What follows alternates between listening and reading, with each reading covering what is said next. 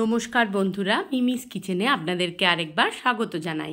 আজ আমি আপনাদেরকে একটা ইঁচড়ের তরকারি বানিয়ে দেখাবো ছোলার ডাল দিয়ে। তার জন্য ধনে, জিরে, শুকনো লঙ্কা নিয়েছি, গরম মশলা গোটা, আর এখানে ডুমো করে কেটে রাখা আলু আর ইঁচড়টাকে আমি আগে সেদ্ধ করে রেখেছি। আর ছোলার ডালটাকে আমি মোটামুটি 3 ঘন্টা ভিজিয়ে রেখেছিলাম, তারপর জল ঝরিয়ে তুলে রেখেছি। এরপর কড়াই বসিয়ে দিয়েছি, কড়াইয়ে বসিয়ে দিয়ে আমি ওর মধ্যে সর্ষের তেল দিয়ে দিলাম। গোটা রান্নাটাই কিন্তু আমি সর্ষের তেলেই করব।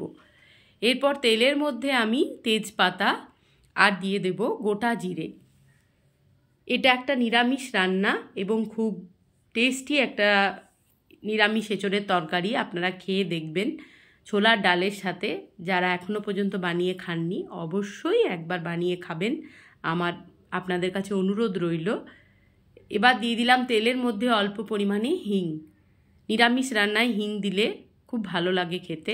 এরপর ডুমো করে কেটে রাখা আলুগুলো আমি তেলের মধ্যে দিয়ে ভালো করে ভেজে নেব। ইঁচড়টা আমি সেদ্ধ করেছি, কোনো নুন হলুদ দিইনি, আপনারা চাইলে একটু হলুদ দিতে পারেন।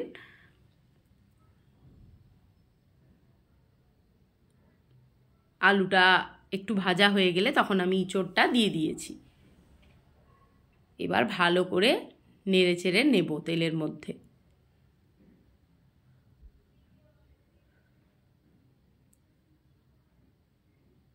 কিছু কিছু রান্না বাটা মশলাতে খুব ভালো হয়।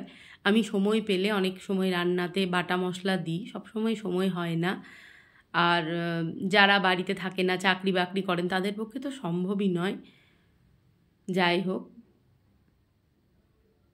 এরপর ভিজিয়ে রাখা ছোলার ডালটা আমি ওর মধ্যে দিয়ে দিলাম।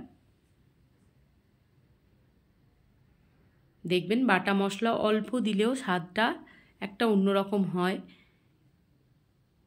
কিন্তু সময়ের জন্যে সবাই সবসময় এটা করে উঠতে পারেন না, ইচ্ছা থাকলেও উপায় নেই। এবার একটা গোটা টমেটো আমি মাঝারি সাইজের ওর মধ্যে দিয়ে দেব, কাটবো না, গোটাটাই দিয়ে দেব। এরপর হলুদ দিয়ে দেব,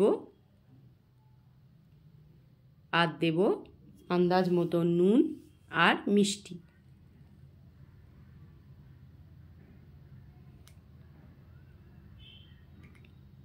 মিষ্টি যে যেমন খান সেরকম অনুযায়ী দেবেন, তবে এই তরকারিটা একটু মিষ্টি মিষ্টি হলেই ভালো হয়। এবার ভালো করে নাড়াচাড়া করে নিতে হবে তেলের মধ্যে দিয়ে।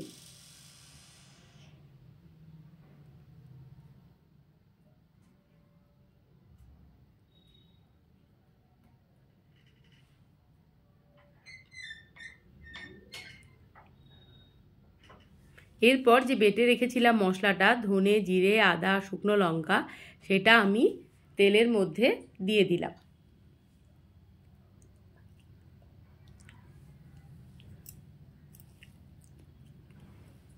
এবার ভালো করে মশলাটা কষিয়ে নিচ্ছি।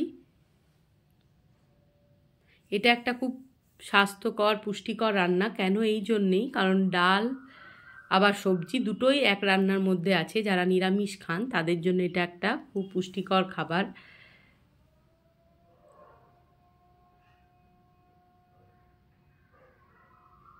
আর খেতেও ভালো লাগে। এই সময় যেহেতু ইঁচড়টা খুব ভালোভাবেই পাওয়া যায়, তো ইঁচড়ের এইভাবে তরকারিটা একদিন নিরামিষ করে খেয়ে দেখবেন, সত্যি খুব ভাল লাগে। একটা কাঁচা লঙ্কা দিয়ে দিলাম।